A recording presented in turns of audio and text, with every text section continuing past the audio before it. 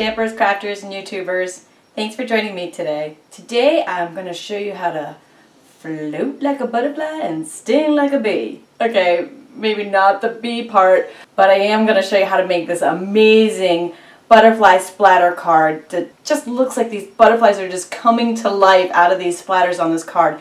And it's so easy to make, you don't even need to be an artist to do it. I don't know about you guys, but sometimes I like to make projects that are really involved, and sometimes I like to have a card that's a real wow, that's really quick and easy to make, and then I'll make a whole bunch of them, like 10 or 15, and just put them in a box, and then just change the words on them for the occasions when I need them. This way I don't get stuck without a card if something comes up, like I wasn't paying attention to Facebook and I didn't realize it was somebody in my family's birthday.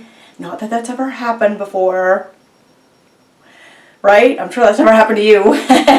Thank goodness for Facebook. Are you dying to see how quick and easy this really is to do? I'm not lying, I mean it. It's awesome. Let's get started. And here's even more of a close-up so you can see all of these beautiful butterflies that look like they're coming to life right out of this splatter. It's, I don't know, sort of like maybe a Jackson Pollock painting. Just awesome, awesome. And you don't even have to be an artist to make this one, because we are just using this splatter stamp from the gorgeous grunge stamp set from Stampin' Up to make the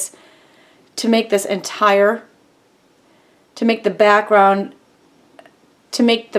rainbows on this entire card. Here's all of our ink pad colors, starting with some real red up at the upper top.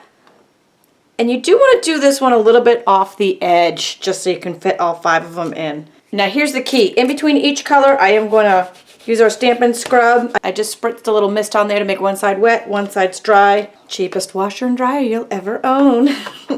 Gonna clean that off each time I stamp it, and each time I stamp it, I'm turning it about 180 so that the splatters don't all line up. Looks more random that way.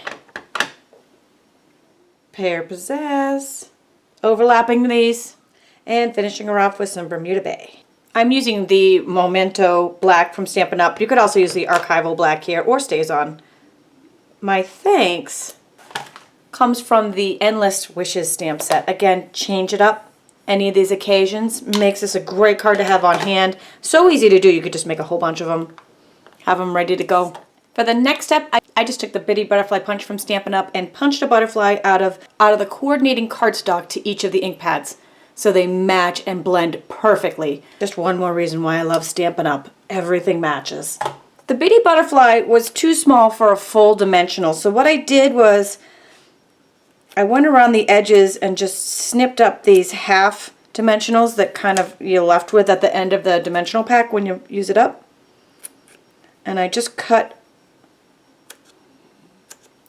enough of those for each butterfly, and then just stick them on the back, and I'll make the butterflies just fly off of their color. I did kind of skew each one at a little bit of a different angle going down. Just love the color on color, and the butterflies just look like they're just coming to life out of these splatters. So cool.